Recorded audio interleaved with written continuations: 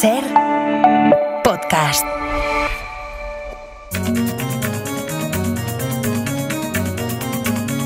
Hoy por Hoy Magazine.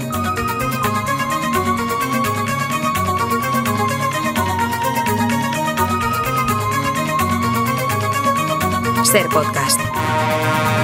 Parlami dell'esistenza di mondi lontanissimi, di civiltà sepolte, di continenti alla deriva. Parlami dell'amore che si fa in mezzo agli uomini. Hola Nuyo Domínguez, buenos días. Buenos días. Hola Jaime García Cantero. Buenos días. Les estaba diciendo ahora, mientras estábamos empezando la sección, que cómo puede evolucionar el mundo, la tecnología, en fin, la ciencia, todo lo que contáis aquí semana a semana. Pero aquí estamos pendientes ahora de lo que salga de una chimenea, ¿eh? Totalmente. El poder del rito que dice Byung-Chul Han, que está de moda. Byung-Chul Han insiste mucho en esto, ¿no? El poder de los ritos. ¿No? Oye, aquí seguiremos mientras la sonda espacial soviética Cosmos 482 no caiga sobre nuestras cabezas. Pensaba antes, Nuño, cuando nos decían Ana y Sergio los temas que íbamos a tratar en el magazine, la cantidad de noticias que nos llevan a la época soviética. Hay unas, cada X tiempo sale una noticia que te retrotrae a la Guerra Fría, como si estuviéramos ahí. ¿Cómo es esto de que puede caer la sonda en algún momento y sobre alguna de nuestras cabezas? A ver. Puede caer el sábado y ayer hacíamos la broma de que, por ejemplo, Roma está en la posible trayectoria, ¿sí? También la Casa Blanca, es decir, hay cuestiones curiosas. Pero bueno, a medida que se vaya acercando el sábado, que en teoría es cuando va... El sábado es pasado mañana, va a ¿esto caer, es ya? Sí.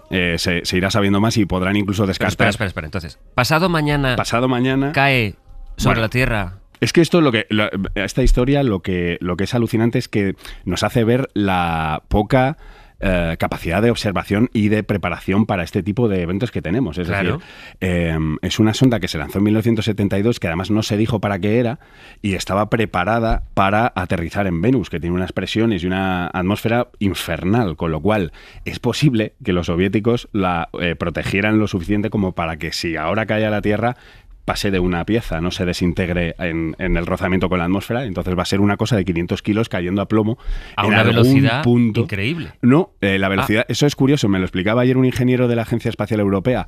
En la entrada en la atmósfera la sonda se frena casi por completo, entonces cae a su propio peso, casi a plomo, él decía como una piedra, ¿no?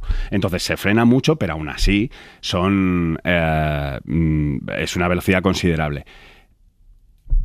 Lo que decía es, llevamos 70 años de carrera espacial y nunca ha habido ningún problema con chatarra espacial cayendo sobre una persona.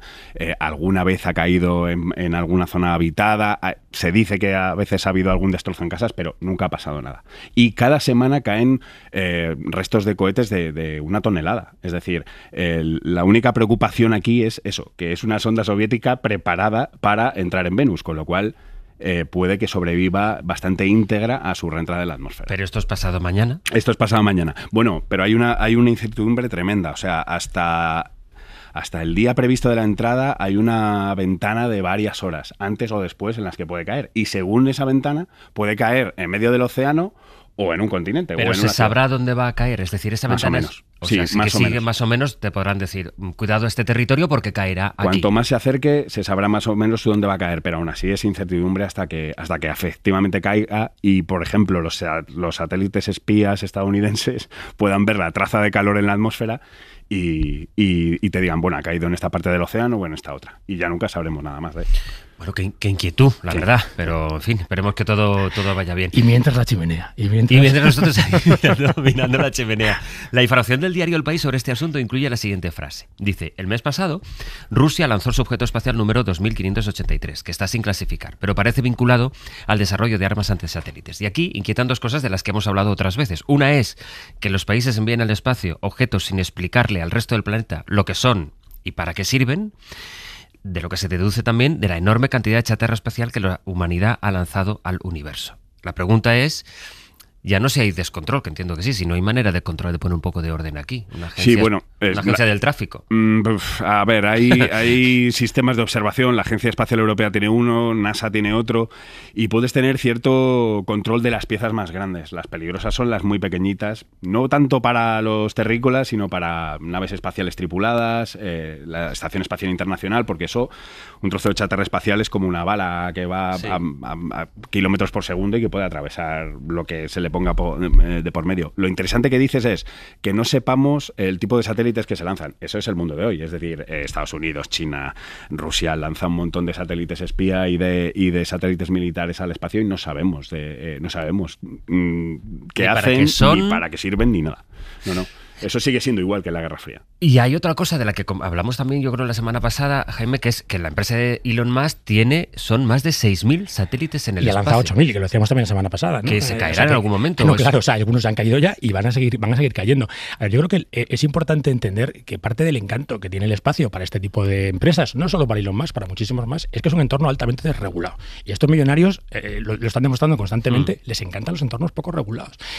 Todo lo que pueda subir ahí arriba y jugar con normas que aún no están escritas, en plan el salvaje oeste americano, pues les encanta a los millonarios. Y ahí creo que es uno de los frentes que vamos a ver. Pero sí, de los 8.000 que han lanzado, 2.000 ya no están, con lo que suponemos que han caído, aunque es verdad, también lo dijimos el otro día, que muchos de ellos no llegan a la Tierra porque se destruyen en ese proceso de bajada.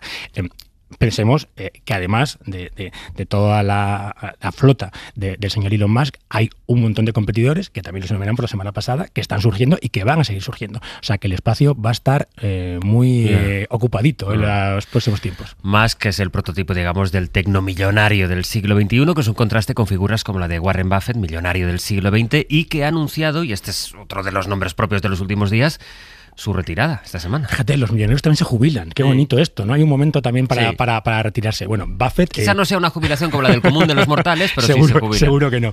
Buffett convertido en icono, ¿no? de una manera de invertir, quizás el último millonario del siglo XX, con una manera muy diferente de hacer dinero de la que tienen hoy los millonarios del siglo XXI y mucho más allá, como son Elon Musk, omnipresente, y muchísimos más. Recordemos que Buffett es un señor que se ha asociado tradicionalmente al Partido Demócrata, y que la parte más reaccionaria de la sociedad de Estados Unidos ha incluido casi unánimemente en todo tipo de complot que tengan que ver con casi cualquier cosa. Buffett y Bill Gates eran sospechosos de casi cualquier trama en este mundo de la paranoia en los últimos años. Así que si Buffett se retira, pues imagino que parte de la ultraderecha de Estados Unidos estará más contenta y más tranquila porque ya no estará en estos complots. Bueno, pues pendientes de la chimenea, pendientes de la sonda, así hemos empezado nuestro ministerio de hoy, que va a seguir ahora con muy buenas noticias de avances médicos. A la vuelta.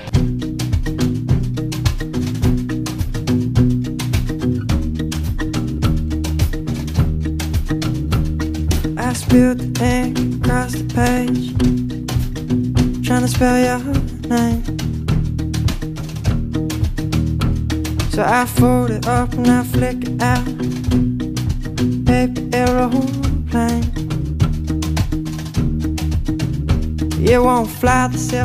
Estamos en el Ministerio de Ciencia y Tecnología con Nuño, con Jaime. Solemos dejar las buenas noticias para el final, pero hoy vamos a empezar este tramo por las alegrías. Les decía que un equipo español ha logrado curar a 9 niños, entre ellos 3 de una misma familia, de una enfermedad genética ultra rara, incurable y dolorosísima. Vamos a explicar, Nuño, si te parece, qué es esta enfermedad. Bueno, pues es una enfermedad muy rara. Como todas las enfermedades raras se deben normalmente a una mutación en un gen, y en este caso lo que provoca es, se llama deficiencia de adhesión leucocitaria tipo 1. Dada la complejidad de las enfermedades raras, esta es relativamente fácil de entender. Esta mutación lo que hace es que los leucocitos, que es un tipo de glóbulo blanco que van por la sangre, no puedan traspasar después las barreras de los vasos sanguíneos y llegar a los tejidos donde se les necesita para combatir infecciones, para combatir invasiones extrañas en el organismo, ¿no? Entonces estos niños lo que tienen son infecciones bacterianas recurrentes, muchos problemas de piel, muchos problemas respiratorios y una esperanza de vida muy reducida. Y dices que es muy dolorosa también. Es muy dolorosa por todas las infecciones que provoca. ¿Y cómo se cura? La esperanza no tiene ninguna cura, porque es una enfermedad con la que naces, básicamente porque tus padres te pasan las 2 copias erróneas del gen, ¿no? Entonces, lo que se ha hecho aquí es la terapia génica que hemos hablado algunas otras veces para otras enfermedades raras, que solo tienes que corregir un gen. Lo que utilizas es un lentivirus, un tipo de virus inactivado que dentro lleva la versión correcta del gen. Para no entrar en tecnicismos, lo que haces es dirigirte a la central donde se fabrican nuevos leucocitos, donde se fabrican nuevas células madre de la sangre en el cuerpo, que es la médula ósea, barres la médula ósea de los leucocitos, por así decirlo, enfermos, e introduces estos leucocitos sanos, modificados en laboratorio, para que el propio proceso de evolución, es decir, como son superiores evolutivamente, rellenan el cuerpo de los pacientes con leucocitos sanos y estos niños llevan algunos 2 años sin tener que volver al médico porque ya no tienen esas infecciones características que sufrían de forma recurrente. La verdad es que es alucinante. Lo es. Y explicado así, de esta manera tan sencilla como lo cuentas, parece que sea una cosa tan fácil pero en fin, borrar de la médula para que el patrón de los nuevos sea bueno. Eso es. Y esa es la parte más complicada del tratamiento, ¿no? Que tienes que dar ese tratamiento para barrer o para quitar todas las dentro de la médula ósea las células madre enfermas, por así decirlo, para después rellenar con las buenas, digamos. Sí, una terapia inventada en Madrid, ¿no? Sí, hace 15 años empezó a desarrollarse en Madrid, después entró en cuanto empezó a mostrar signos de éxito, sobre todo en ensayos con animales, entró una empresa farmacéutica que es la que ahora va a comercializar la terapia génica. Es decir, aquí entra una gran farmacéutica que es de Estados Unidos, ¿no? Es una farmacéutica de Estados Unidos que tiene oficina en Madrid y, de hecho, una de las científicas que ha desarrollado esta terapia ahora trabaja para la farmacéutica. El problema aquí será ver el precio de estas terapias. Están algunas por 2 millones de euros, otras por 5 millones de euros.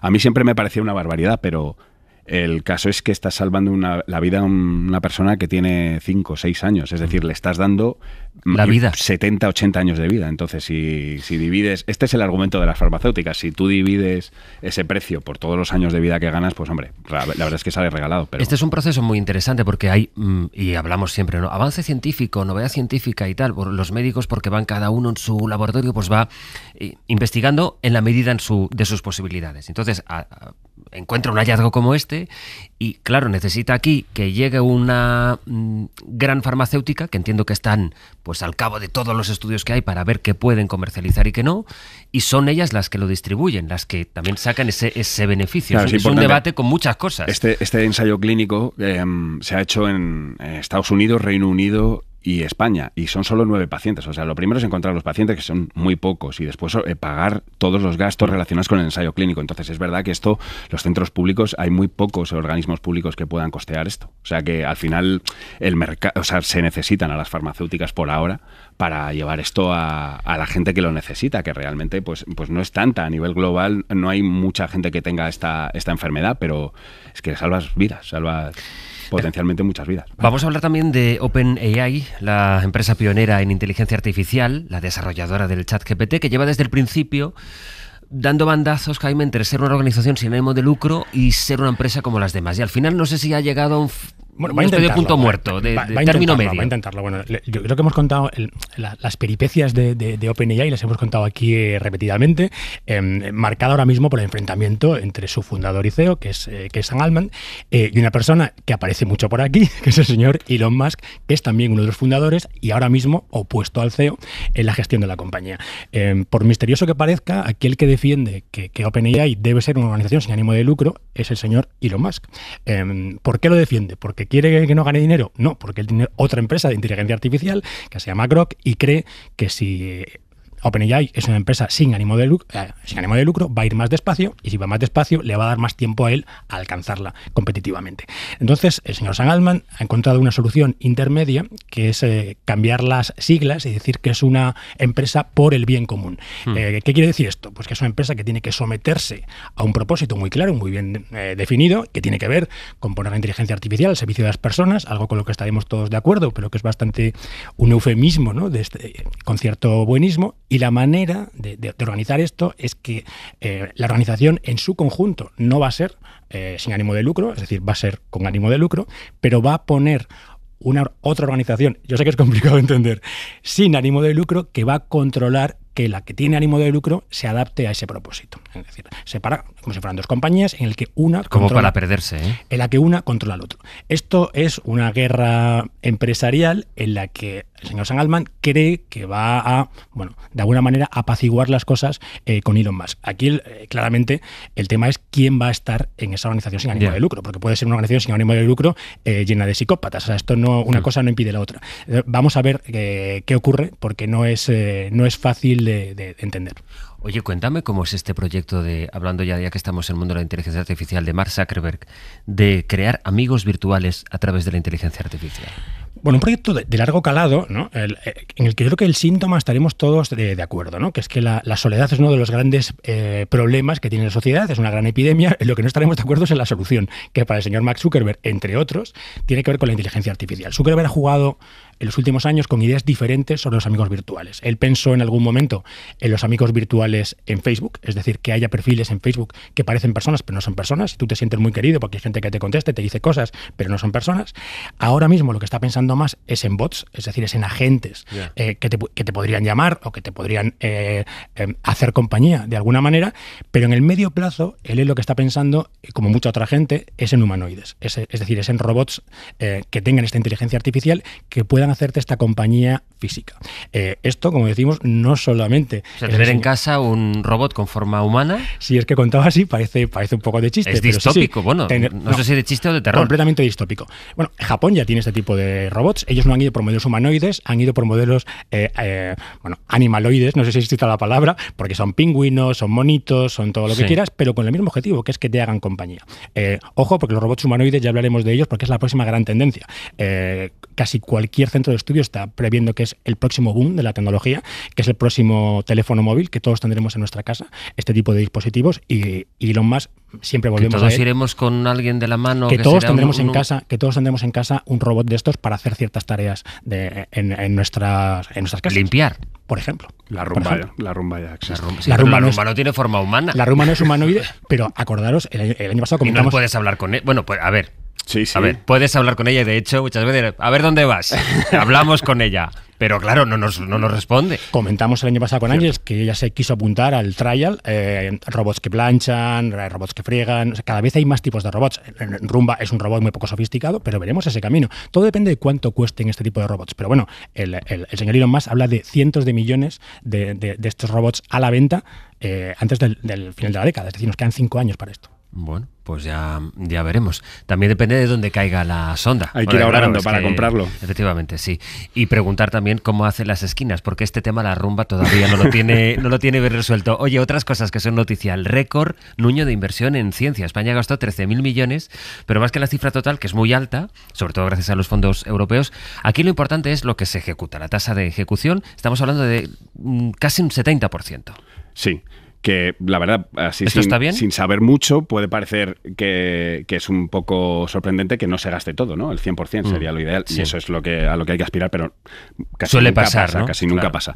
Y de hecho es un porcentaje bastante alto y bastante positivo debido a la cantidad de recursos que tiene ahora mismo el sistema público de I+D, por la ayuda de los fondos europeos y, bueno, estamos en presupuestos históricos. Entonces, ha aumentado la ejecución, ha sido un récord de ejecución en 2024, es decir, de gasto real, y hay un dato importante, porque normalmente en otras épocas se hinchaban los presupuestos de ciencia, lo hemos hablado aquí alguna vez, con créditos, es decir, con préstamos, que yo los pongo en el libro de los presupuestos, pero nunca salen de las arcas del Estado porque nadie los pide. Bueno, pues ahora la tasa de ejecución de esos préstamos ha aumentado significativamente, en parte porque la inflación hace que esos créditos que antes no eran interesantes ahora sean un poco más interesantes. Entonces, bueno, es algo muy positivo, pero que tiene su parte negativa, porque ¿qué vamos a hacer a partir de 2027 cuando se acabe el presupuesto de la Unión Europea? ¿Habrá otro gran paquete de ayudas? ¿Se dirigirá a defensa en vez de tanto a investigación? Bueno, esa es la incógnita. ¿Quién seguirá investigando? Y antes de acabar, Jaime, hablemos de quien ganó, lo decías antes, el Premio Princesa de Asturias de Humanidades, Wing-Chul Han, que es uno de los nombres de referencia en la reflexión precisamente sobre la tecnología. Sí, a ver, yo creo que es el gran filósofo de los temas de actualidad, ¿no? Él es muy capaz de engancharse a todos los temas de los que hablamos en el día a día. Sí. Es un filósofo bestseller absoluto, un coreano que escribe en alemán, que parece una estrella del rock y que vende muchísimos libros, pese a los muchísimos que publica, porque casi cada año saca libro. Un autor que gusta muy poco en la academia. En general a los filósofos no les gusta mucho Byung-Chul Han, a lo mejor porque vende muchos libros y ellos menos, no lo sé, no sé por qué es, pero no les gusta mucho, y que tiene libros, yo creo que muy interesantes para entender algunas de las cosas que está pasando. La Sociedad del Cansancio, que quizás es el más conocido, es un libro que tiene 15 años, pero que parece escrito ayer, ¿no? Cuando te habla del cansancio, de la soledad, que acabamos de hablar de ella, de la indiferencia, de ese exceso de transparencia, del anteponer la libertad personal al bien común, cosas que están hoy en el día a día y que Byung-Chul Han tiene escritos hace 15 años. Un autor muy recomendable, aunque es verdad que a lo mejor esperábamos el premio a alguien menos conocido, ¿no? Para dar a conocer otro tipo de autores. Pero desde luego yo creo que esa capacidad que tiene de unir su pensamiento en la filosofía, ¿no? Que son los temas eternos, a lo absolutamente contemporáneo, es tremendamente relevante. Además, un autor que ha dado entrevistas al País en varias ocasiones. Que sepáis que ha empezado el conclave y ahí está la chimenea y de momento no paramos de mirarla. No paramos de mirarla porque es que es magnético e hipnótico. Estas cosas que, oye, por mucho tiempo que pase, esto también podría escribir el señor Han, podría escribir un tratado sobre eso, de cómo la capacidad de atracción sobre algo tan... Él ha escrito mucho sobre el rito, sobre el poder que tiene el rito de reconciliarnos con la realidad, ¿no? Y cómo esta parte de la posmodernidad, sí, que era la eliminación absoluta de los ritos, ha conducido un poco a la indiferencia. Así que yo me imagino al señor Byung-Chul Han ahora mismo viendo la chimenea como nosotros. Oye, Nuño Jaime, nos volvemos a encontrar ya cuando haya caído la sonda, ¿vale? Eso es. Gracias. Que sí. Pase lo que pase, mirad arriba. Adiós. Hasta luego. Hoy por Hoy Magazine. Ser Podcast.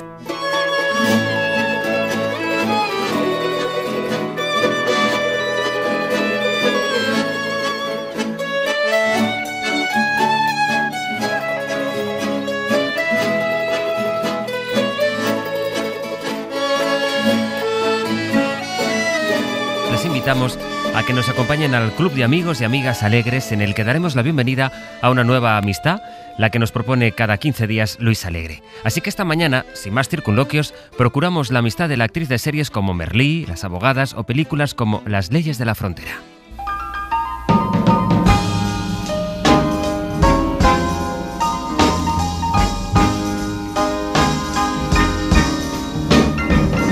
Yo tenía muy claro que quería estudiar teatro y tal, pero en aquel momento yo pensaba que tendría más tiempo libre y quería estudiar alguna carrera también para hacer historia del arte o algo así. Y dije, guau, pues hago la SELE para tenerla. Y eso no ha acabado pasando, pero bueno, a lo mejor algún día. El teatro puede mezclar tantos lenguajes que eso es algo que me parece súper poderoso, ¿no? Y creo que el instituto te da como muchas herramientas o oportunidades de trabajar en equipo y crear. En aquel momento es que éramos un grupo de amigos y yo entré la última. Eran microteatros, se fueron a Menorca, a la Margaret, a hacer funciones de los microteatros. Y yo vendía las entradas. Y luego Uriol, que ya nos conocíamos de antes, me dijo si quería participar en el montaje, porque lo hacía Ruth Llopis antes, y lo hicimos. Que en teatro se ensaya muchísimo más y en audiovisual no. Eso también tiene una parte muy positiva. No sé qué pasa, que hay una energía ahí que se hace hoy y ya está. Eso también tiene algo de bonito. Yo espero, te lo juro, espero que con esta gente consigas tener un poquito... És que les clases no m'entero de res, tia. És que només penso en ell. No te puedan recoger el pelo cuando vomites y que les puedas llamar a las 12 o a las 5 de la mañana. Marrones con tomate. Yo estoy harta de hacer de criada. Ella em vol fer creure que ha estat ell qui se li ha tirat a tot. Por muchos de nosotros y nosotras fue la primera vez que hacíamos no solamente televisión y empezar así, pudiendo ensayar tanto y poderla cagar también tanto, pues joder, es un privilegio. Pero ostras, la sensación interna es de que me queda tanto por aprender que no te puedes ni imaginar, Luis Alegre, buenos días. Muy buenos días, José Luis. ¿Cómo estás? Pues muy bien, maravillosamente acompañado por esta excelsa música de Juan Sebastián Bach y por la estupenda actriz que la ha elegido para abrir esta conversación. Oye, ¿y se puede saber qué es lo que haces en Calatayud con Elisabet Casanovas, que es nuestra amiga alegre de hoy? Pues mira, estoy entre festival y festival de cine. Mañana me voy al de Melilla y hoy jueves estoy en el de la Almunia de Doña Godina, muy cerca de Calatayud, y ayer Elisabet Casanovas participó en una charla. Cuéntanos, antes de saludarla a ella, ¿cómo la descubriste? ¿Cómo entró ella en tu vida? Bueno, yo fui uno de los muchos encandilados con su trabajo en Merlí, la serie de TV3 que Netflix convirtió en un fenómeno internacional. Y luego, ya hace unos cuantos años, me encandiló personalmente en un encuentro en el Festival de Almería. Elisabet, ¿qué tal? Buenos días. Buenos días, oye, muchas gracias, qué nervios escuchar todo esto. Pues espera, que ya irás viendo. Oye, ¿cómo recuerdas tú tu primer encuentro con Luis Alegre? Bueno, yo me quedé fascinada por la capacidad que tiene Luis para generar grupos, porque yo no lo conocía personalmente y nos encontramos en Almería participando en una mesa redonda con un encuentro, pues eso, ¿no?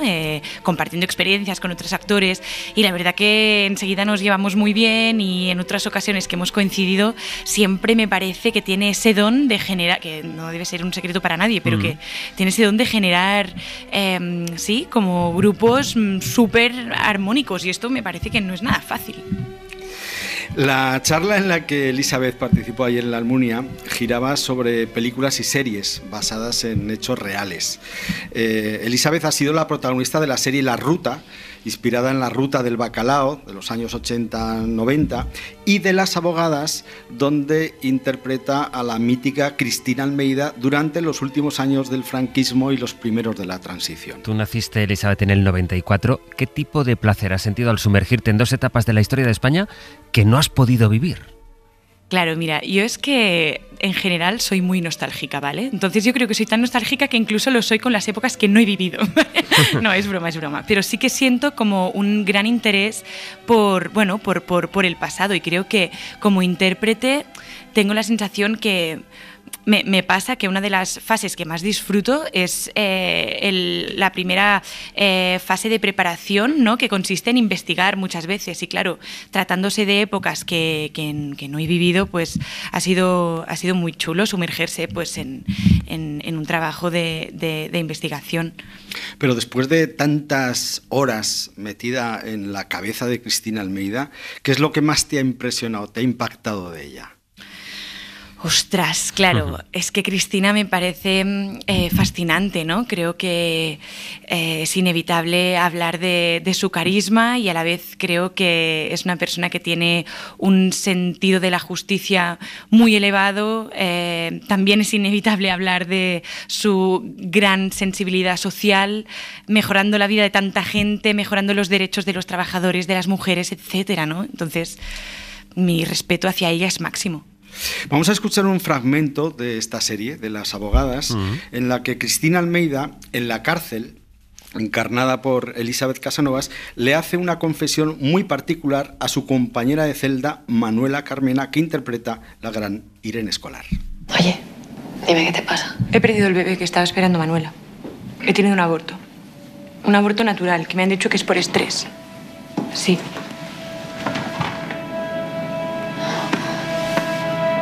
Lo siento muchísimo.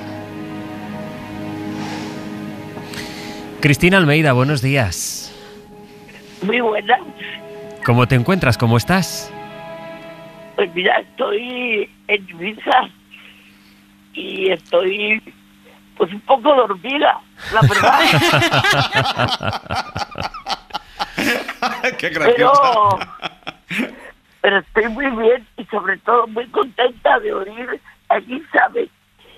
Eso de que una persona tan estupenda haga de ti, me parece un honor. Pues mira, eso te quería preguntar, Cristina, ¿qué sensación te provocó ver a Elisabet Casanovas, una persona tan joven, haciendo de ti en la serie de Las Abogadas?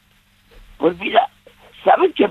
Pues tengo que decir que me gustó mucho, porque además supo ponerse los trajes que yo me ponía, esos babis sueltos, medio indios, medio hippies, de una época pues, en la que yo ya venía a Ibiza, hoy he vuelto después de estar muy malita, pues he venido hace una semana a poner en marcha la casa de aquí de Ibiza. Y entonces me he acordado de todo el tiempo malo que he pasado y que de repente tengo otra oportunidad de estar aquí viendo el sol y viendo las cosas. Y ver a Elizabeth, que no había hablado con ella nada, pues fíjate, me vi un poquito yo.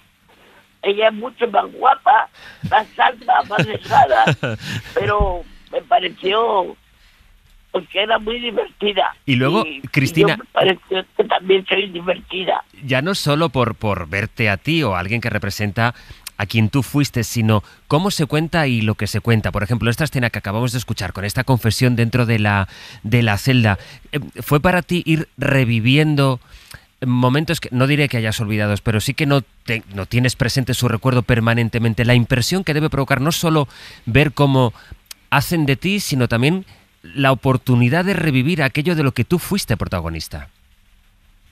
Claro, porque uno tiene una vida muy completa, muy vivida de 20.000 cosas, y de repente te recuerdan trozos de tu vida que tú ya los has ido pasando y los ves en otra persona, que es tu vida, la que tú tuviste, la que tú te dolía, la que tuviste que vivir, ¿no? Entonces, no sé, me gusta mucho el pensar que alguien ha pensado que en la vida nuestra ha podido llevarse a una serie, y sobre todo que esta serie la haya visto mucha gente joven que no sabía nada de las cosas, de los hechos que ocurrían, de la vida, cómo vivíamos el mundo ese en blanco y negro, pero que nosotros le dábamos nuestro color y vivíamos en una situación de dictadura, pero sin embargo en una situación de amistad, de cosas muy bonitas que vivimos en todo aquel tiempo. Y ella me ayudó a revivirlo. Elizabeth, cuéntame qué ha sido para ti, qué ha supuesto más que esta experiencia, la relación que tú has tenido con Cristina y lo que has aprendido poniéndote en su piel en la serie. Claro, ostras, bueno, como he comentado antes, sí, a mí me daba mucho respeto por todo lo comentado, ¿no? Porque al final estas mujeres han hecho mucho por la apertura democrática y tantas otras cosas, pero sí que es lo que ahora comentaba Cristina, ¿no? Que creo que caer en la desmemoria es algo peligroso, y tengo la sensación que, como comentaba Cristina ahora, tengo la sensación que nuevas generaciones pueden conocer esta parte de la historia. Me parece muy potente. Hay una escena en la serie que Cristina había escuchado, que la había comentado en otras entrevistas, que es cuando ella intenta poner una denuncia y no la dejan sin el permiso del marido. Es fuerte eso, porque no está tan lejos y esto ha pasado, y esto yo creo que es poderoso, ¿no? Saber de dónde venimos. ¿Y cómo ha sido la relación? Sí, Cristina. Elizabeth, te doy un abrazo muy grande, ¿eh? Yo también a ti, Cristina, es un placer y un honor saludarte de nuevo. Ahí está, que te vi en el hospital y bueno, que sabes que te quiero mucho. Sí, Cristina. Y de todas maneras, esa escena en la que no puedo denunciar al director de la cárcel, quiero reclamar que hoy, el 2 de mayo, hizo 50 años que se eliminó la licencia marital, el permiso del marido, porque yo estuve desde el año 68 que me casé y que quise denunciar al director de la cárcel de Jaén y no lo pude hacer porque el que tenía que hacerlo era mi marido, que aquello me dio una vergüenza, claro, pensar que por ser mujer me quitaban todos los derechos, que bueno, eso supuso para mí una revolución. Y llegué a Madrid, me lo llevé al notario, me dio permiso, un cuaderno de notario en el que podía hacer lo que me diera la gana. Y el día 2 de mayo, cuando se puso la ley, nos juntamos todas las que teníamos el permiso del marido, hicimos una pira funeraria, nos pusimos ciegas de cava, entonces se llamaba María Champán, y decimos: somos libres sin permiso. y rompimos todos los permisos y los quemamos para ser libres nosotras sin tenernos que ayudar a hacer las cosas nuestro marido. Es que es como... Eso era muy importante. Como decía ahora Elisabeth, es una imagen realmente emocionante, esta pira que estás contando, y que es que esto es históricamente de antes de ayer, es que esto es la historia tan reciente de España y que efectivamente mucha gente no es que haya olvidado, sino que incluso desconoce. Cristina, te agradezco muchísimo que nos hayas atendido esta mañana y sobre todo nos alegramos mucho de escucharte bien. Nada, yo estoy aquí abriendo la casa para todo el mundo. Y Elisabeth, si te animas en el verano a dar una vuelta por Ibiza, vente a casa. Uf, me encantaría. Son esas ofertas que no se pueden rechazar. Aquí de bien. ¿Sabes, Estoy Cristina? muy contenta de que hayas hecho de mí, porque me siento muy contenta de ser tú. Ay, qué al bonito. revés, Qué bonito completamente esto. al revés. Antes Elisabeth me confesaba que ella estaba muy nerviosa cuando te iba a conocer personalmente. Sí, es así, porque Bueno. Cristina, claro, yo te había escuchado mucho, te había invocado mucho, lo había tratado de hacer todo con mucho respeto y sí, de alguna forma, claro. Qué bien. Y de repente nos vimos en una silla de ruedas, Sí, empujándome y riéndonos. es verdad. Riéndonos. Cristina, te mando un beso enorme. Muchísimas gracias. Vale, besos para vosotros. Para Un Luis beso. y para Un beso, Alex. Cristina. Un beso Hasta grande. luego. A partir de la serie de Las Abogadas, la interpretación de Elisabeth en Las Abogadas, pero claro, para mucha gente, tú lo decías, Luis, nos recuerda sobre todo, o conocimos a Elisabeth a partir de Merlí, ¿no? Sí, fue una serie que la puso en el mapa a ella y a otros muchos intérpretes como Laia Manzanares, por ejemplo, o Carlos Cuevas, y esa serie fue muy impactante porque la convirtió en un personaje primero en Cataluña muy popular, llegó a dar las campanadas de TV3 un año, pero claro, para ti fue completamente decisiva, entre otras cosas porque hiciste amistades para siempre. Sí, totalmente. Yo en aquel momento estaba estudiando arte dramático en el Institut del Teatre y claro, fue mi primer sueldo como actriz, ¿no? Fue mi primer trabajo como actriz y además acompañada de un elenco que también muchos de ellos, como comentabas, eran sus primeras veces también en el ámbito profesional delante de la cámara, ¿no? Y además teniendo tan cerca a Francesc Urella, que para nosotros fue muy inspirador trabajar con él, ¿no? Y sí que recuerdo pues eso, que fue un inicio pues muy efervescente, que tuvimos la suerte de ensayar muchísimo el proyecto, que eso también es muy guay, ¿no? Que ocurra en una serie de ficción, ensayar mucho y que incluso pudo haber un poco de laboratorio, ¿no? Con un coach y que estuvimos muy bien acompañados en ese sentido y además, claro, es que yo ahí conocí a muchas de las amistades que a día de hoy sigo teniendo y que considero que bueno, es que tengo la certeza que van a ser para siempre, me atrevo a decir, porque es que ya nos hemos conocido muchísimo, ¿no? Y sí, y en aquel momento, pues sí, incluso con algunos llegamos a compartir piso con nuestro primer sueldo. Hace 4 años se estrenó una película, Chavalas, de Carol Rodríguez Colás, en la que coincidieron 4 jóvenes actrices que se han consagrado en la élite de la interpretación española. Carolina Yuste, Ángela Cervantes, Victoria Luengo y Eli Casanovas. Y se hicieron muy amigas. Vamos a escucharlas en la película. Pobres tías, ¿no? Oye, Marta, ¿podrías alegrarte un poco de estar aquí con nosotras? Lo que pasa es que este barrio me deprime. ¿Qué quieres? Pues no sé qué coño haces aquí. Oye, ¿dónde has metido mis cosas? En cajas debajo de la cama. Ah, genial. Como si estuviera muerta, ¿no? Cuando lo mueves así. Es fácil ser amiga de verdad de una actriz de tu generación que puede competir por los mismos personajes que tú. Y tanto. Es que mira, a mí la palabra competir no es que me entusiasme, la verdad. Y me gustaría, sí, bueno, aparte de que ahora escuchaba el fragmento que habéis puesto y qué recuerdos, porque bueno, a todas las actrices la verdad que fue muy bonito encontrarnos y fue muy fácil trabajar juntas y a día de hoy mantenemos la amistad. Es cierto que nos vemos menos de lo que nos gustaría, pero yo las admiro mucho a todas, sigo sus trabajos y me encantan. Y respondiendo a tu pregunta, ostras, es que yo me gustaría quitar un poco de la cabeza este imaginario de la competición entre actrices, ¿no? Considero que es mucho mejor hablar de admiración que de envidia, y es verdad que muchas veces pues es un trabajo que no todo el mundo puede comer de ello, pero que creo que es mucho más inspirador sacarnos de la cabeza esa competición entre mujeres cuando se habla de trabajo o de hombres o de yo qué sé, ¿sabes? Sí, es que ya basta de esto. Y tienes razón, el verbo no es competir, es aspirar, pues oye, hay una liza ahí y luego pues bueno, ya saldrá el papel para quien tenga que salir. Déjame cerrar la conversación con, sabes que aquí siempre, al final de Los Amigos Alegres, Las Amigas Alegres, se escucha la canción que nos pide nuestra protagonista de hoy, y hoy es esta. Tengo casi 30 y me da igual envejecer.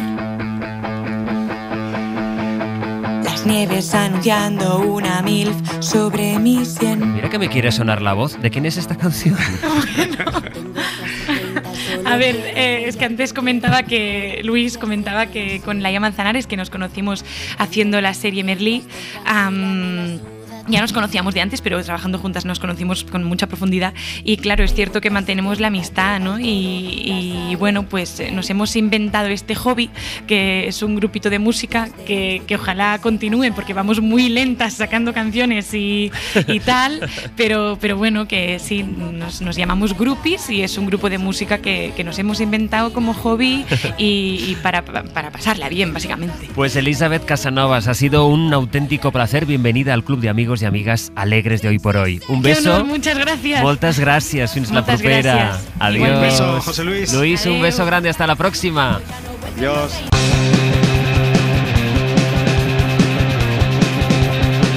Hoy por Hoy Magazine.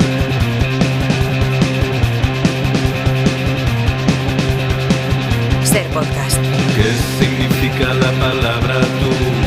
¿Qué significa la palabra hogar? ¿Qué significa la palabra ser? ¿Qué significa la palabra estar? ¿Qué significa que no sientes nada? En nuestra clase semanal con Lola Pons vamos a tocar la lengua, pero desde un punto de vista sensorial. Hablaremos del sentido del tacto y de cómo se refleja en nuestra forma de hablar a través de expresiones y con palabras. Hola Lola, buenos días. Buenos días, querido. Vamos a empezar por lo básico. ¿De dónde viene tocar? Mira, tocar tiene una historia preciosa. Imagina que quieres imitar el sonido de que estás llamando a la puerta. Pues seguramente diría toc toc, ¿no? Toc toc, sí. Pues ahí, de ese toc toc viene tocar. O sea, viene de ahí, del de toc ahí, toc. de la onomatopeya de golpear la puerta, de ahí de ser recrear el sonido de un objeto golpeado, que puede ser una puerta, pero vamos, que también puede ser una campana, por ejemplo.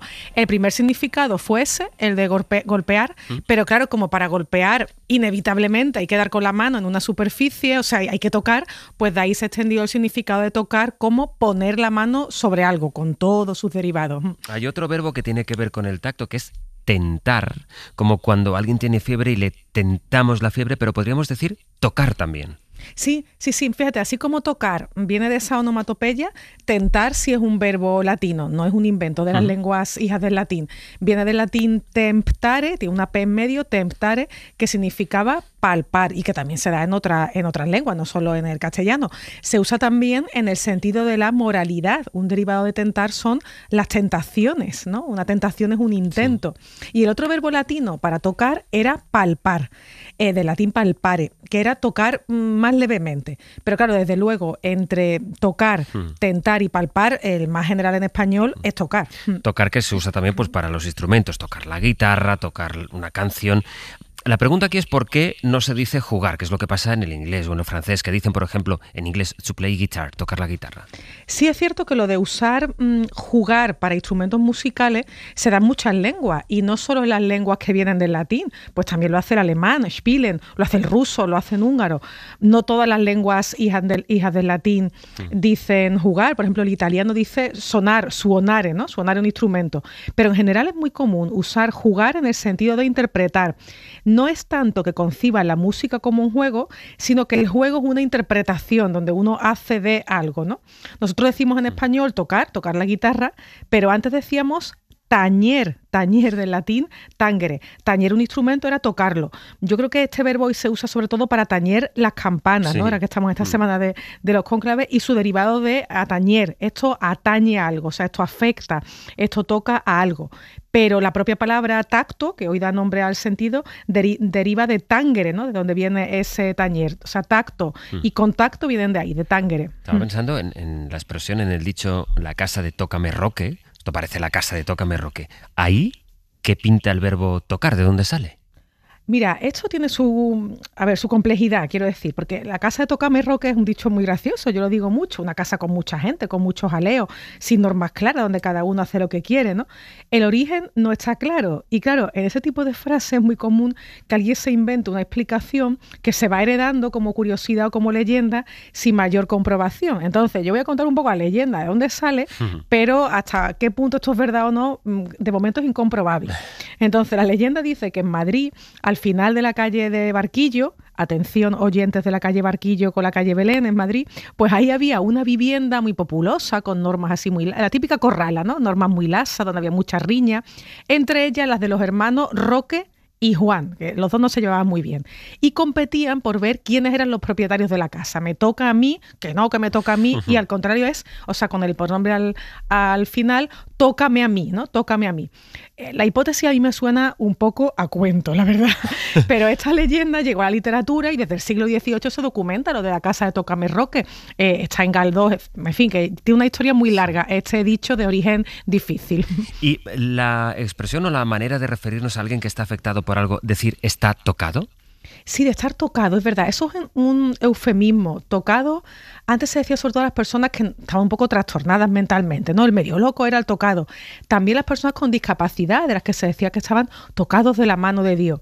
Bueno, aquí lo que tenemos que llamar la atención para que los hablantes reflexionen es en el hecho de que en torno al tacto tenemos expresiones que se han buscado, que han nacido por delicadeza, como esta, ¿no? Que alguien está un poco tocado, pero también hay otras que relacionadas con el tacto denotan justamente lo contrario, la brutalidad, el abuso.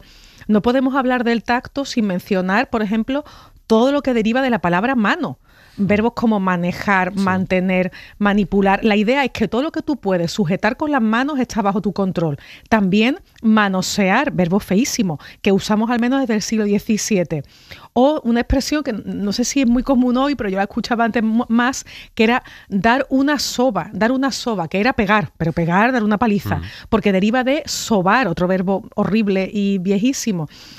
Sobar era dar de golpes a alguien. Incluso la herida que a veces nos hacemos en el pie por un zapato nuevo se llamaba sobadura, que en algunos sitios llamaban cebadura. O sea que tocar da lugar a expresiones más agradables y otras, la verdad, bastante feas. Hay luego, Lola, un verso muy conocido, Juan Ramón Jiménez, que es no le toques ya más, que así es la rosa. Es no le toques, sino no la toques. Lo que no sé es por qué. Sí, es verdad, el verso es no le toques ya más, que así es la rosa. Y es, como dicen, no le toques, y no es un leísmo, porque Juan Ramón Jiménez es andaluz, y en andaluz el leísmo es una cosa muy reciente que ha llegado en los últimos 50 años. Ese le suponemos que alude, bueno, hay muchas interpretaciones, pero se ha dicho que puede aludir a algo que está elíptico, que está sobreentendido, como si decimos, no le toques el aspecto, o no le toques el pétalo a la rosa, o incluso figuradamente, no toques como no fuerces, quítale ropajes, porque lo que ese verso está defendiendo, lo que está encomiando es la simplicidad, es una recomendación de simplicidad, que a mí cuando me cuentan la historia esta de los minimalistas, el minimalismo que llega de Estados Unidos, todos los cuentos estos, yo me río y digo, mira, es que el minimalismo antes nació con la poesía pura y con Juan Ramón Jiménez y con no le toques ya más, que así es la rosa, pero en fin. ¿Y el tacto es, dirías, una fuente de comunicación entre personas con discapacidad? Claro, el tacto es un idioma, también puede serlo. O sea, aquí tenemos que nombrar a las personas que tienen sordoceguera, o sea, que son sordos y ciegos simultáneamente. Que hay algunos que llevan audífonos o si tienen un poquito de resto visual se comunican con lenguas de signos. Pero si no hay nada, si no hay ni visión ni audición, acuden al tacto, es la escritura sobre la palma de la mano. O sea, una persona con sordoceguera pone su mano sobre la nuestra y quien sabe el lenguaje de signos le va escribiendo en la mano lo que se llama alfabeto manual o dactilológico. O sea, cada letra equivale a una posición de los dedos de la mano. Esto se puede hacer en el aire o se puede hacer sobre la palma de la mano. Entonces, las personas con sordoceguera, el sentido del tacto es fundamental porque las manos son sus ojos y sus oídos. El Día de las Personas Sordociegas es el 27 de junio, pero mira, a mí me parece bien que no esperemos a ese día, ¿no? Para acordarnos de ellos también hoy hablando del tacto. Pues toda la razón. Lola, muchísimas gracias. Nada, a ti. Hasta la semana que viene. Hasta pronto. Hoy por Hoy Magazine. Ser Podcast. Siento alguna cosa. ¿El qué? Arrepentimiento. No te arrepientas. Acuérdate. Me acordaré de la vez que te quedaste dormida en la cocina. Yo me acordaré de tu mirada sombría cuando te gané a las cartas. Recuerdo la primera vez que te vi reír. Te costó ser graciosa. Es cierto. He perdido el tiempo. Yo también lo he perdido. Me acordaré muy bien de la primera vez que quise besarte. ¿Cuándo fue? ¿No te acuerdas? Cuando me preguntaste si conocía el amor. Sentí que la respuesta era sí. ¿Y qué era aquel momento? Hoy por Hoy Magazine. Ser Podcast. Ellos no se arrepienten, recuerdan sus buenos momentos, llegan la vida y el cine susurrándose su amor. Profesor Ocaña, Javier Ocaña, buenos días. Muy buenos días. Empezamos con Retrato de una mujer en llamas. Sí, eso es, película francesa buenísima, de Céline Sciamma. Hoy, de hecho, traes historias sobre mujeres ambientadas en distintas épocas, protagonizadas por mujeres, dirigidas por mujeres que están de estreno. No sé si es algo que ocurre de forma cada vez más frecuente. Cada vez más frecuente. De hecho, la semana que viene Yolanda Centeno estrena Tras el verano, Gala Gracia estrena Lo que queda de ti, en 2 semanas estrena Los Tortuga Belén Funes. Bueno, yo creo que desde hace un tiempo se observa claramente cómo directoras jóvenes dan forma al retrato interior y al retrato exterior de una generación de jóvenes mujeres con historias complejas, con historias con personalidad. Con un buen análisis, la mayoría sin maniqueísmos, con mucho convencimiento. No todas son buenas, porque no tienen por qué ser buenas. O sea, las de ellos tampoco son todas buenas, evidentemente. Pero sí que es importante y se nota el cambio. Vamos a empezar a hablar, si te parece, de cada una de las 3 películas que les proponemos esta mañana. La primera, quizá la haya visto algún oyente, es La buena letra. ¿Y si mi madre recibe una carta de mi hermano? Que le diga que consiguió irse con pasaporte falso. ¿Y quién va a escribirla? ¿Tú? Si tu hermano se enterara de que leemos sus cosas. Es que no tienes que leer nada, solo tienes que copiar la letra.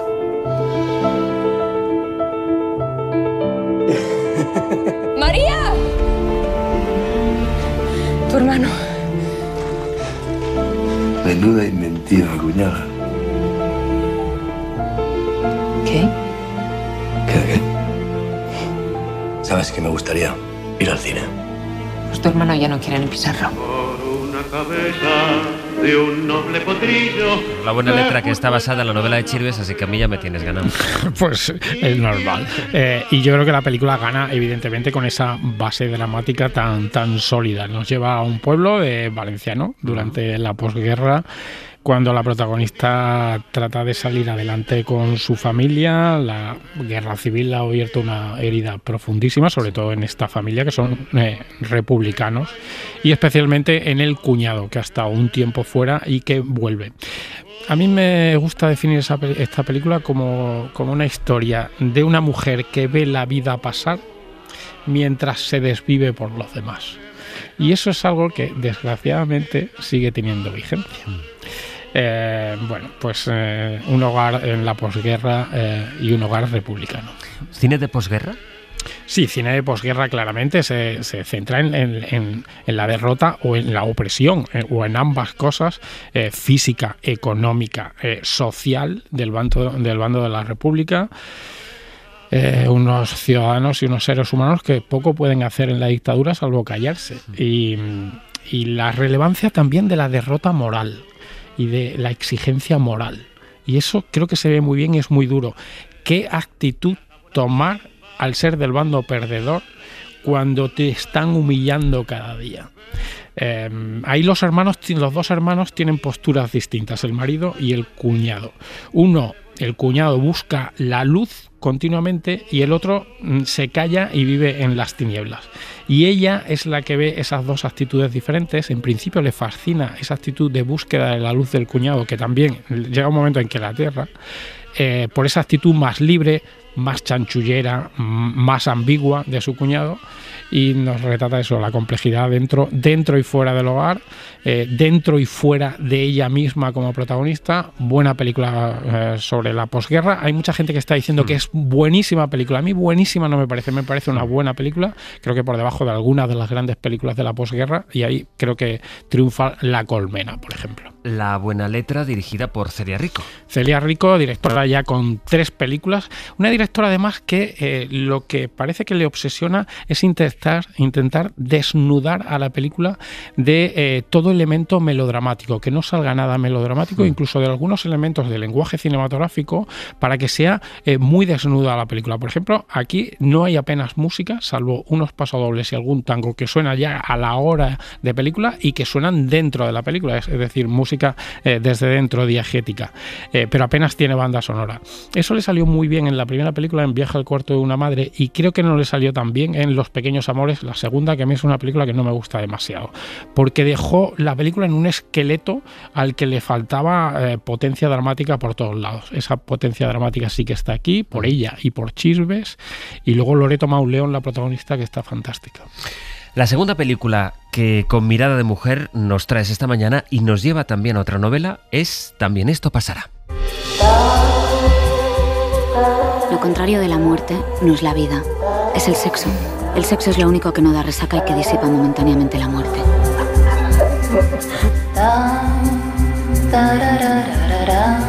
Dicen que la mayoría de las mujeres buscan a su padre a través de los hombres. Yo te busco a ti, mamá. También esto pasará, la adaptación de la novela de Milena Busquets, que llega mañana a los cines. Esa mañana, sí. Novela del año 2015, que me encantó cuando la leí, además en casi recién salida. Un libro que no es nada fácil llevarlo a la pantalla. Es un libro que tiene un tono que parte de la ligereza para llegar a la profundidad, muy difícil de adaptar, y luego la estructura en forma de monólogo de la protagonista o de charla con su madre, pero la madre no le contesta, obviamente, porque está muerta, y lleva la película a tener demasiada voz en off. Además, creo que en el libro hay una ausencia casi total de relato, y María Ripoll, veterana cineasta con películas buenas, creo que no le ha salido demasiado bien. ¿Qué debería haber sido y qué ha resultado ser, en cambio? Bueno, la sinopsis, un poco para el que no conozca la novela o el libro de Milena Busquets, es cuando su madre fallece. Blanca, que es un alter ego de la propia escritora de Milena Busquets, hija de Esther Tusquets, importantísima editora y escritora, pues para escapar de su dolor encuentra refugio, como ha ido encontrando a lo largo de su vida también, en el sexo, con amantes, exmaridos y cualquier otro vínculo casual que le haga olvidar de eso, en un casoplón en Cadaqués. La película, ¿qué pasa? Que creo que vacía ese argumento y no lo enriquece. Se me queda la película en una nadería elegante en general, pero vacua finalmente. Creo que los matices que enriquecían a la protagonista en la novela, una chica que no sé, creo que la chica se hacía tierna, se hacía simpática, se hacía inteligente, se hacía turbia, que eso creo que era importante también, pero eso no llega a la imagen. Marina Salas, la protagonista, creo que está muy bien, pero creo que María Ripoll, que es una directora elegante con 3 películas que me gustan mucho, Lluvia en los zapatos, Tu vida en 65 minutos y Vivir 2 veces, creo que esta vez no lo ha logrado. Y la tercera mujer nos acerca al presente, en Todo lo que no sé. ¿Tú te acuerdas de Xavier Almansa? Pues apareció el otro día en la tienda. Y me ha propuesto arrancar a Havok. Ya, pero tal y como estás ahora, ¿estás bien? Es que no veo la necesidad de cargarte con más horas. Mamá, escúchame. ¿Sabes lo que te hace falta? Despejarte un poco. Salir, conocer gente, hacer planes. Está ya en las salas y nos habla, ahora lo escuchamos, de esa línea que separa el egoísmo del autocuidado. Es muy, muy interesante eso, porque creo que siendo una película interior, de anhelos, de falta de certezas, de caídas, de triunfos, lo importante es que añade un tema y una sensación que antes se le negaba a la mujer y que sin embargo sí que tenían los hombres, que es la ambición social y la ambición económica y la ambición profesional, con un punto de egoísmo incluso. Eso en los hombres nunca se ha criticado. Pues en las mujeres también lo pueden tener, y no dejan de ser con un punto egoísta, pero está muy bien que una directora joven como Anna Lambarri, que es la debutante, retrate eso. Ella tiene una vida que la ha acabado esquinando, es una brillante programadora informática que sin embargo trabaja como dependienta en una tienda, que tiene que estar cuidando a su padre con cáncer y tiene que estar cuidándolo ella porque ella es la soltera sin hijos y la hermana que tiene hijos no tiene tiempo para cuidar. Bueno, pues situaciones que se dan en la vida cotidiana de muchas familias. Voy a ir a la crítica bajo demanda, si te parece. Ya saben que a través del 638-313466, el WhatsApp del programa, nos envían una nota de voz y Ocaña les hace la crítica de la película, de la obra que ustedes le pidan. Me gustaría que Javier, al que conocí en un curso de aquí en Valladolid, que me encantó, me hablara un poquito de un par de películas, si puede ser. Una de ellas es Redención, se llamó aquí, Tyrannosaurus, me removió muchísimo. Y luego la otra es, aquí se llamó Desconocidos y en inglés que creo que es All of Us Strangers o algo así. Y bueno, pues también me conmovió muchísimo y cuando me pasa algo así con las películas, que me pasa pocas veces, pues me gustaría tener a alguien que sepa que me contara por qué. La gran pregunta, no sabemos el nombre de esta oyente, sí que fue alumna tuya en Valladolid, y que quiere saber es no tanto por qué le ha conmovido Desconocidos, por ejemplo, y Redención, Desconocidos, por ejemplo. Pues creo que por razones distintas, porque son películas muy distintas las dos. La primera es una película muy formal, Desconocidos me encanta. Película de hace muy poquito, del año 2023, de Andrew Haigh. Es una película dolorosa, implacable, romántica, misteriosa, reflexiva, acerca del amor. Y creo que acerca del amor en su más amplia extensión, de muchos tipos de amor. Del amor familiar, del amor sentimental y del amor sexual. Es una película que me fascinó, con dos protagonistas, actores buenísimos, Andrew Scott y Paul Mescal, y es una película que todos esos elementos cinematográficos que llevaban a ese punto de fascinación que seguro que encontró esta exalumna mía y oyente, le llevaron a ello. La utilización de los colores, del sonido, una estructura circular muy extraña. Es una película fascinante. Desconocidos. ¿Y Redención? Y Redención es una película que me acuerdo que gustó mucho en su día. Es una película más antigua, de 2011, pero bueno, ya tiene 14 años, que dirigió un actor británico y director que se llama Paddy Considine, muy conocido en el Reino Unido y en Europa, y que le gustó mucho a mucha gente y que a mí me pareció una película un poco tremendista. Es de estas que marca demasiado el drama y la violencia hasta extremos de trazo grueso. Yo la recuerdo así. Era Peter Mullan el protagonista, que es un actor británico buenísimo, de Ken Loach, de Mi nombre es Joe, que creo que aquí estaba un poco pasado también en esa línea de que la película se pasa. Era una película sobre un hombre alcohólico y violento que encuentra a una mujer muy religiosa y muy buena, con la posibilidad de redimirse a través de ella. Tenía cosas bonitas, tenía cosas demasiado tremendistas. Yo creo que lo pueden probar los oyentes, las dos películas, por si les apetece, porque además las dos están en plataformas. Desconocidos está en Max, en Disney y en Movistar, y Redención está en Filming y en Prime. Y luego que decidan ellos. Exacto. Cada uno si pues se trata de... Redención la pueden recuperar, que es un peliculón, y Tyrannosaurus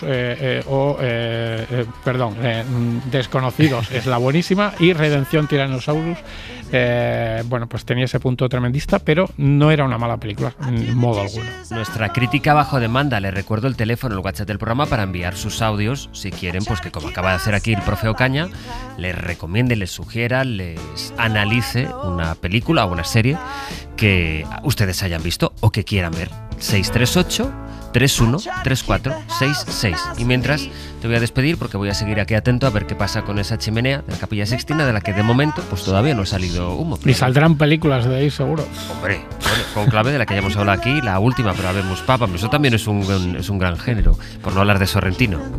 Porque ahí no quiero empezar el debate en Sorrentino. Siempre sacas a Sorrentino. Porque sé que me lo vas a criticar. Qué bonito. ¿Por qué no te voy a criticar yo a Sorrentino? Nunca. Adiós, Ocaña. Adiós. Chao. Hoy por Hoy Magazine.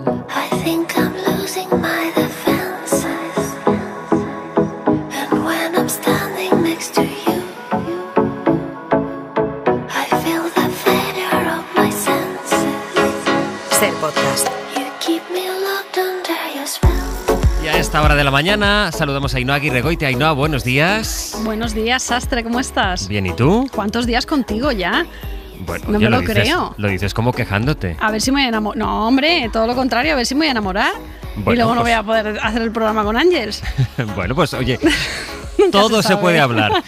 Hay productos en la cocina que tienen auténticos seguidores, detractores, alimentos de contrastes. Uno de ellos es el picante y de alguno de ellos viene hoy a hablarnos aquí Ainhoa.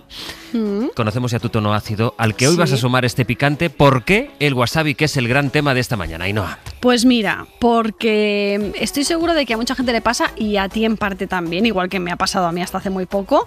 Muchos asociamos el wasabi a esa pasta verde neón que acompaña al sushi para llevar. Asociamos, no, identificamos. Identificamos y asociamos. Sí, no hay otro vínculo. Sí. Exacto, pero estas raíces o rizomas de color verde claro y mate pueden dar lugar a muchísimas aventuras culinarias si las conocemos un poquito más, porque no tiene nada que ver ese color verde artificial con el verde original y natural del wasabi. Quiero creer, es una creencia que tengo, que cada vez más se pone en evidencia la necesidad de lo auténtico, y la prueba es que cada vez tenemos más necesidad por adquirir productos de calidad y conocer los productos desde su identidad original y no la artificial, ¿no? Cosa que además hace unos años era impensable, porque era muy difícil que algunos productos llegasen a los supermercados en España, ¿no? Fuera sobre todo asequible al consumidor final, no tanto a la hostelería. Entonces, ese producto maltratado, que yo creo que ha sido el wasabi, por la industria, ha dado lugar a un registro gustativo erróneo, cosa que a mí me parece muy importante, y creo que podemos corregirlo, creo que estamos a tiempo de corregirlo. Creo que tenemos un registro del wasabi equivocado en el paladar. Vamos a deshacer ese equívoco. ¿Cuál es la diferencia entonces entre el wasabi real, digamos, contra el comercial, por llamarlo de alguna manera? Sí, mira, lo que en la mayoría de lugares del mundo se ofrece como wasabi en realidad no lo es. Es una mezcla de rábano picante, mostaza en polvo y colorante verde. Tal cual. Vale. Se trata de un picor que es muy directo, muy lineal, con un carácter también muy efímero, pero doloroso, sin matices. Si tú te comes media cucharadita de postre de wasabi de este artificial de golpe, sin nada más que lo acompañe, es un picante que duele. Se va muy rápido, pero duele. En cambio, el sabor del wasabi real tiene un picor mucho más suave y elegante. No arde en la lengua, ¿vale? Sino que sube por la nariz de forma muy delicada y acompaña sobre todo de otros matices como el dulce, toques herbáceos, toques más florales también. Y además su picor también se disipa rápidamente, pero digamos que el wasabi comercial es como si te golpease la nariz y el real se desliza por ella. ¿Vale? Qué manera más poética de definir la diferencia, ¿no? Pero a que queda clara. Queda muy claro. Es una imagen, a veces es que lo visual ayuda mucho y queda muy claro. Entonces, por ejemplo, tú me puedes explicar qué sentido tiene comer pescado crudo, que de sabor es es súper suave, mucho más suave que cocinado, con algo que lo va a distorsionar por completo. Es que no tiene ningún sentido. Que tú estés comiéndote un taquito de atún rojo crudo y de repente te lo pongan con un wasabi artificial que lo que va a hacer es golpearlo sobremanera, eso no tiene ningún sentido. Entonces, al final, si algo tiene un banquete de sushi clásico, es que tienes que estar preparado para apreciar esa sutilidad, esa delicadeza. Y, por ejemplo, tanto el wasabi como el jengibre funcionan un poco para limpiar también paladares, para preparar el paladar a lo que te viene después. Por eso es importante, cuando vas comiendo pescado crudo, el ir alternándolo con esos trocitos de wasabi encurtidos que te ponen también en la tabla de madera o de piedra o de lo que sea. Oye, ¿y se sabe cuál es el porcentaje de consumo de wasabi real frente al comercial? Es exagerado. Existe una estadística que está súper repetida en el sector gastronómico que nos da una idea bastante clara, y es que hasta entre el 90 y el 99% del wasabi que se consume no es wasabi real. ¡Wow! Es impresionante, sí. Esta cifra, aunque es aproximada, se menciona con frecuencia en muchos artículos especializados, reportajes gastronómicos y los propios productores de wasabi lo dicen. Pero ahora vamos a saber por qué, ¿vale? Porque existen varios factores por los que consumimos poco wasabi real. El primero de ellos es una planta extremadamente difícil de cultivar, ya que tarda hasta 2 años en desarrollarse. Ojo a esto, que estamos acostumbrados a que las cosechas se plantan en un mes y se recogen 2 meses después. Es todo inmediato, sí. Claro. Entonces, esta tarda 2 años en desarrollarse y requiere de condiciones muy específicas de temperatura, humedad y calidad del agua. Por ejemplo, en Japón se hace con agua de arroyo. Parece una coña, pero realmente lo que el agua tiene que hacer es correr, no es agua estancada. Entonces, claro, el agua tiene que correr y esas condiciones son caras y difíciles de conseguir de manera natural. Además, su coste es muy elevado porque el rizoma fresco puede alcanzar un precio de entre 150 y 300 euros por kilo. Otro inconveniente, claro. También de guau en guau esta mañana, pero es que... es que impresiona. Sí. Pero aquí es interesante. Este tema me interesa mucho tratarlo. Otro inconveniente es su corta vida útil. Ya que una vez rallado pierde su potencia aromática en apenas 15-20 minutos. Es que lo pone muy difícil el wasabi real. Sí, es complicado, pero lo que han hecho artificial ni se parece. Yeah. Es que ni se parece. Entonces, yo no te digo que no, pero por lo menos intenta hacerlo con un poquito más de suavidad. A esto se suma que la industria alimentaria se ha adaptado al sustituto con muchísima facilidad y la gente se ha acostumbrado a consumirlo de esa manera, entonces no demanda lo otro. Porque como no lo conoce, no tiene ese registro, no lo necesita. Pero, y hay un pero sastre, afortunadamente existen cultivos de wasabi fuera de Japón. En Cataluña, por ejemplo, contamos con Yamaoi, que es la primera empresa productora de wasabi fresco en el Mediterráneo. Y la segunda en Europa, ubicada en la cara norte del Montseny. Tú sabes pronunciar esto mejor que yo. Ángel, sí, tú también, ¿no? Montseny, lo he dicho perfectamente. Sí. Cultivan wasabi utilizando agua pura de montaña y técnicas sostenibles. Esto nos acerca cada vez más a un consumo real de dicho ingrediente. Lo que tenemos que hacer es reeducarnos como consumidores. Vamos a volver a la parte culinaria, si te parece. ¿Por qué el wasabi se lleva también con el pescado crudo? ¿Es solo por el sabor? No, la combinación entre el wasabi y el pescado crudo va mucho más allá del sabor. El wasabi contiene propiedades antimicrobianas naturales que pueden ayudar a reducir la presencia de bacterias superficiales en los alimentos crudos, proporcionando así también una capa externa de seguridad. Esto no sustituye a las condiciones higiénicas que tenemos que tener en un restaurante o en una casa para procesar el pescado crudo, pero digamos que de alguna forma ayuda, ¿vale? Por otro lado, ese sabor tan intenso que tiene, pero breve, realza mucho el umami del pescado sin opacarlo. Si este fuera un picante mucho más invasivo, que permaneciese en la lengua durante más tiempo, probablemente no nos daría tiempo de un bocado a otro a recuperarnos de ese bocado. Por eso es importante que el picante suba rápido y baje rápido también, porque así aporta mucho equilibrio y mucha profundidad. Y además, bueno, sobre todo esa parte volátil del picante que actúa también como limpiador dentro del paladar. ¿De acuerdo? Que nos hace empezar con el siguiente bocado, o sea, si pasamos de un salmón crudo a una corvina, a una quisquilla, que podamos ir apreciando esos sabores sutiles, ¿de acuerdo? Del pescado crudo, que no tiene nada que ver con un pescado cocinado. Sí. Al final es una alianza perfecta entre funcionalidad y placer. ¿De acuerdo?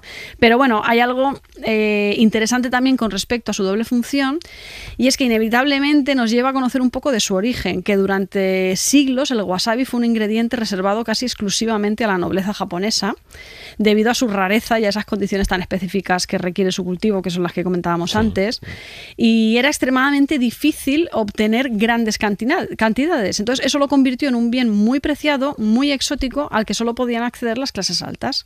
Entonces, en los banquetes aristocráticos, el wasabi no solo se valoraba por su sabor, sino porque también era una cuestión de estatus. De tener dinero. De tener... Dinerets. Chiquiclines. Sí. Pero bueno, luego viene el periodo Edo, que va un poco del 1600 al 1860, con la expansión del sushi como comida urbana y rápida, y ahí es cuando el wasabi comienza a ganar presencia entre las clases populares. No tanto a lo mejor, yo creo, por su valor gustativo, sino por esa cualidad que tiene... antimicrobiana, exacto, porque como no había refrigeración, pues era muy cómodo para ellos el poder decir, bueno, pues si hay algo de manera superficial en el pescado, vamos a eliminarlo con esto, ¿no? Entonces, lo que era un lujo reservado para muy pocos, de repente se convirtió poco a poco en un ingrediente clave dentro de la identidad culinaria japonesa. Y además, se raya al momento, hay cierta ceremonia, hablábamos hace unos días del stick tartar y eso de cómo te lo preparan y demás, en este caso, esa ceremonia de rayarlo en la mesa, ¿esto es espectáculo o hay algo más? Puede haber mucho de teatro, yo no te digo que no, pero hay una razón concreta y sensorial detrás de esa acción. Y es que el wasabi fresco real, además de ser un picante volátil, cuando lo ingerimos también tiene compuestos volátiles que van desapareciendo justo en el momento en el que lo rayamos. Ajá. Estos compuestos son responsables de ese picor tan característico y de ese aroma tan fresco que tienen, pero también son muy inestables, se degradan muy rápido, entonces en apenas 15-20 minutos su intensidad se atenúa muchísimo, incluso puede llegar a desaparecer. Entonces, ya no consumimos un wasabi en su totalidad de cualidades, empezamos a aportar, a lo mejor sí que tiene esos matices florales o más herbáceos, pero ya no nos encontramos con ese picante tan intenso. De manera que digamos que caduca en cuestión de minutos, por decirlo así, no es caducida la palabra, pero digamos que muere, es efímero, es muy, muy efímero. Entonces, esa parte de teatro que queda muy bonita, tiene un sentido también dentro de la cocina. Y si tenemos un arroyo cerca y tenemos todas las condiciones y tenemos la paciencia de 2 años, en fin, si conseguimos hacernos con un rizoma de wasabi fresco, la pregunta, ¿eso cómo lo conservo? Eso, ¿Lo pongo en la nevera? Se puede comprar por internet, no hace falta que lo cultives tú, desastre. Bueno, por tener esta ilusión del arroyo, el gorrito, salir a... Claro. En Valencia, en la Albufera, nunca se sabe. Ahí el agua no corre, pero bueno, por eso te digo, aquí no corre. ¿Qué hago con él? Mira, lo tenemos que conservar envuelto en una toalla húmeda y guardarlo en un lugar oscuro del frigorífico. Lo está poniendo difícil desde los orígenes de la humanidad el wasabi. La verdad pero es que te digo una cosa, es igual de delicado que la trufa. Es que no sé por qué tenemos que tener... Tú fíjate, con la trufa pasa algo parecido. La gente quiere comer trufa y come esa trufa que a ti no te gusta, que además te resulta invasiva. Eso es. Y come esa trufa barata, que yo siempre lo defiendo porque para mí es democratizar un sabor. ¿Vale? Que todos tengamos un poco acceso a ese sabor. Eso está muy bien.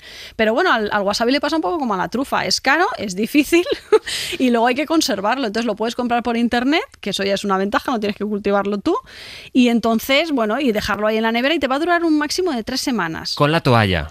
Con la toallita húmeda, que se sienta arropado el wasabi. Es que Dios mío, el wasabi. Lo ideal sería comprarlo poco a poco. ¿Vale? Y una vez que tengamos un poco más de experiencia con él y que sepamos aplicarlo, ahora vamos a dar explicaciones del wasabi, que creo que también es interesante, pues ya vamos comprando más cantidades.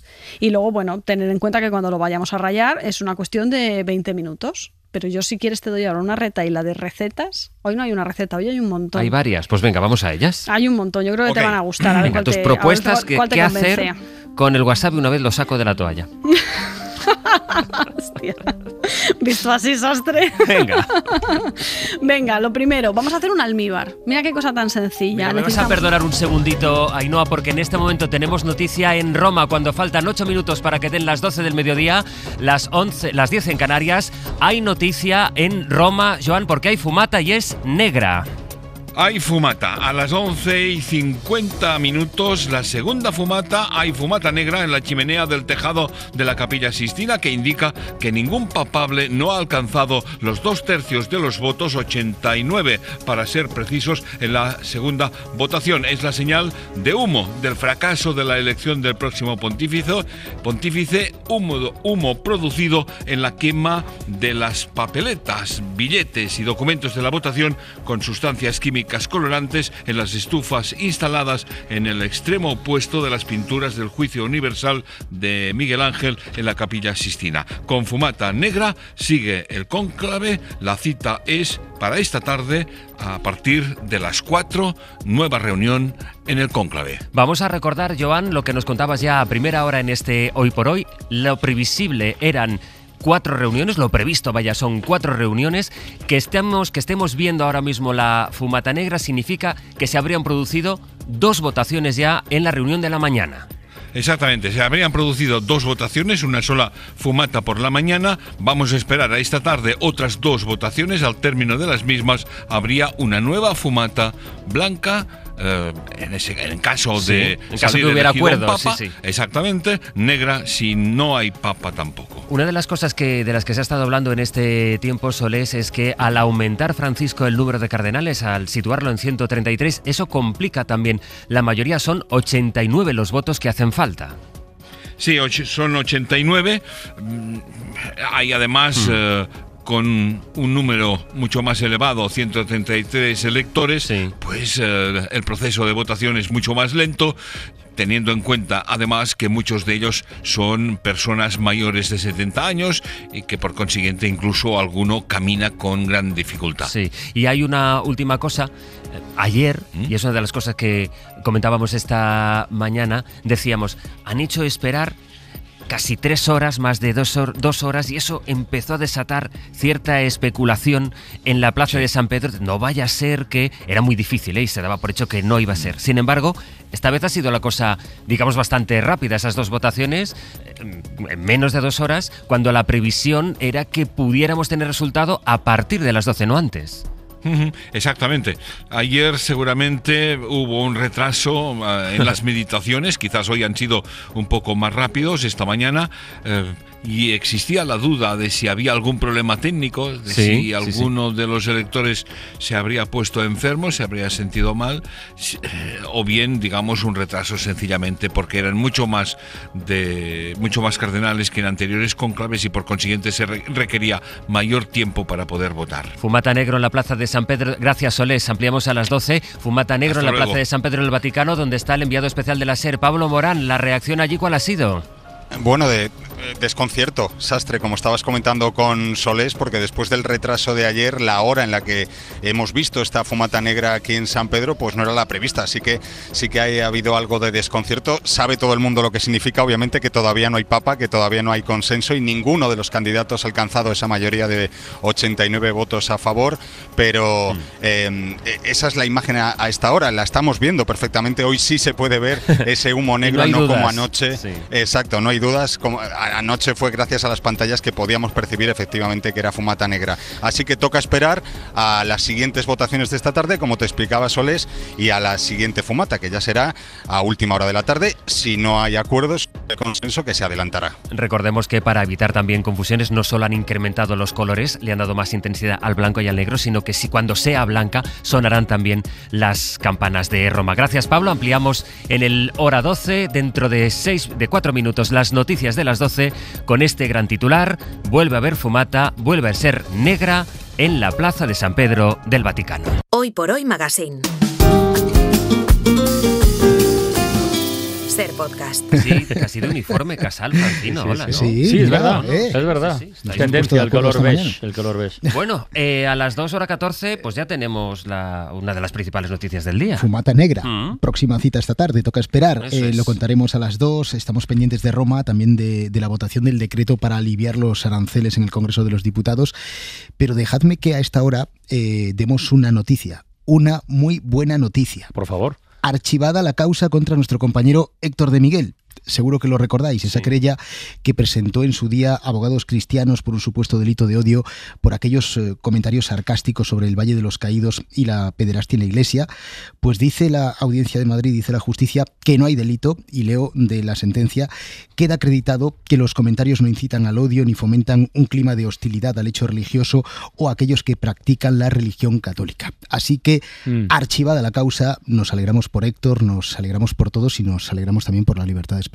Puedo conectar con una cosa. El cónclave, se supone no. La compasión es una de las grandes virtudes morales de los cristianos, de los seguidores de Jesucristo, que ejerció esa compasión, dicen, con toda la gente que lo rodeaba.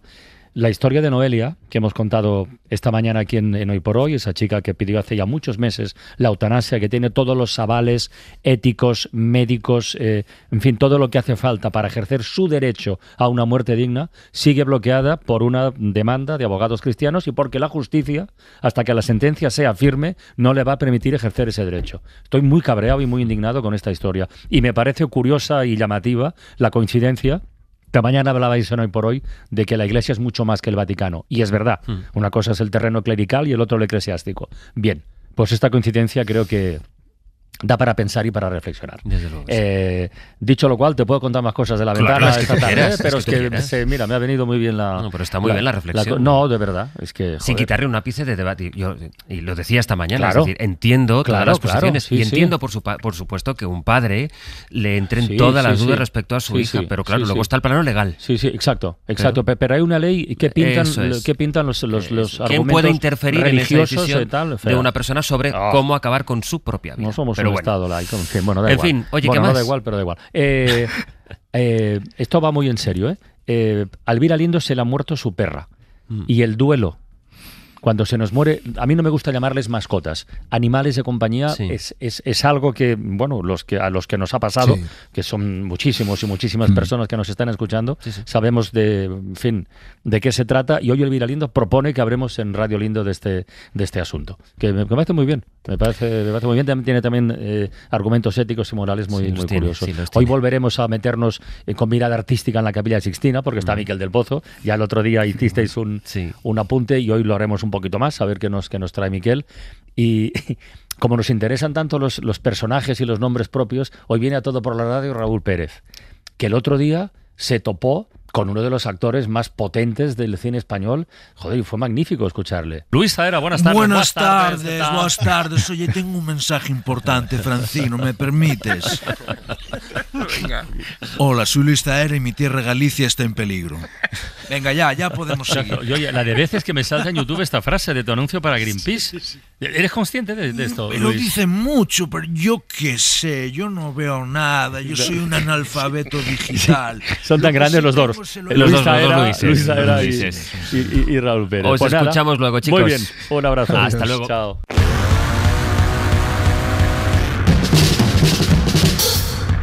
Hoy por Hoy Magazine. Ser podcast.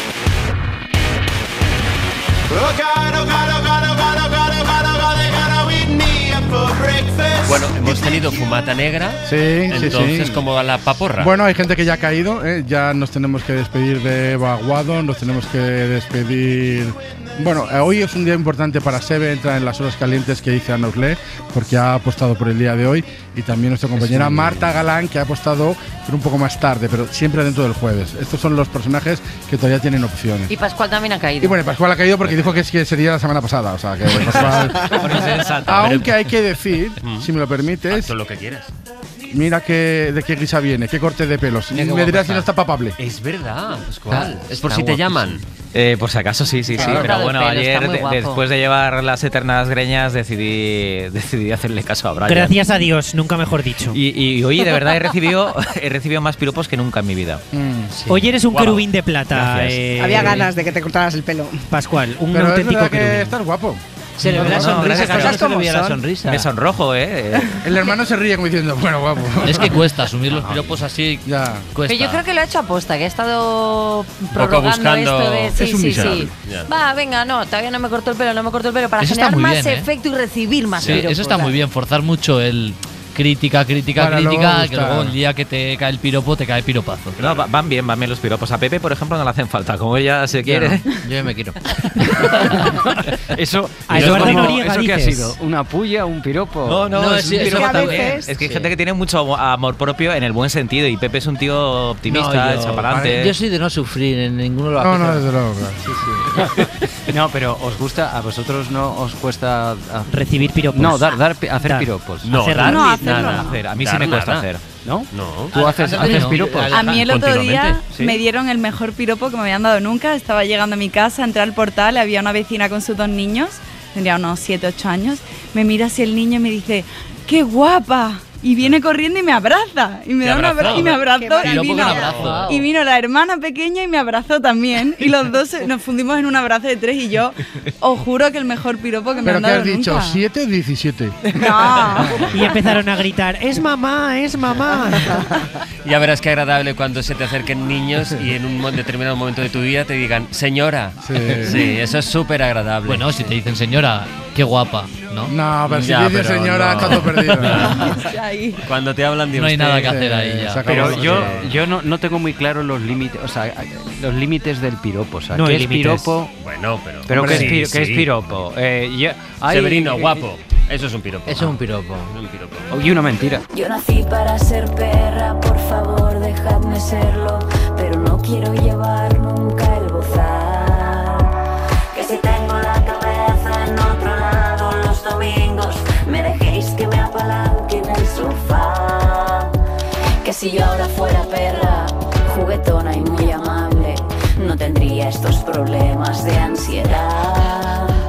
Que si yo ahora fuera perra, no estaría aquí llorando, que saldría al patio rápido a saltar.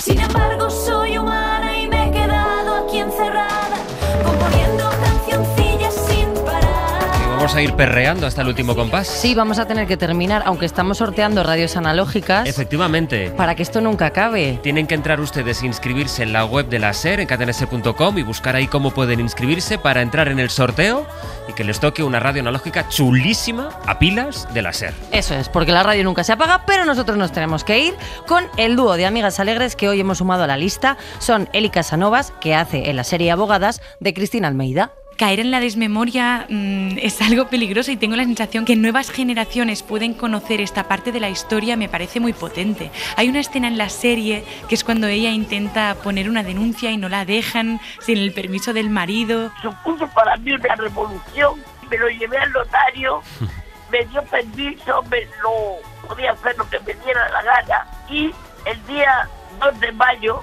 cuando se puso la ley, nos juntamos todas las que teníamos el permiso del marido, hicimos una pira funeraria, nos pusimos ciegas de sábado, entonces se llamaba María Champán y dijimos, somos libres sin permiso. Chicos, hasta mañana, haya la fumata que haya, que os espero, ¿eh? Vale. No hay reunión, qué bien. Sí, la hay. Cerramos aquí esta edición de Hoy por Hoy. Saben que si no hay novedad, volvemos a encontrarnos mañana a partir de las 6 de la mañana. Entre tanto, la radio, a pilas o como ustedes quieran, sigue. Que tengan una feliz jornada. Adiós.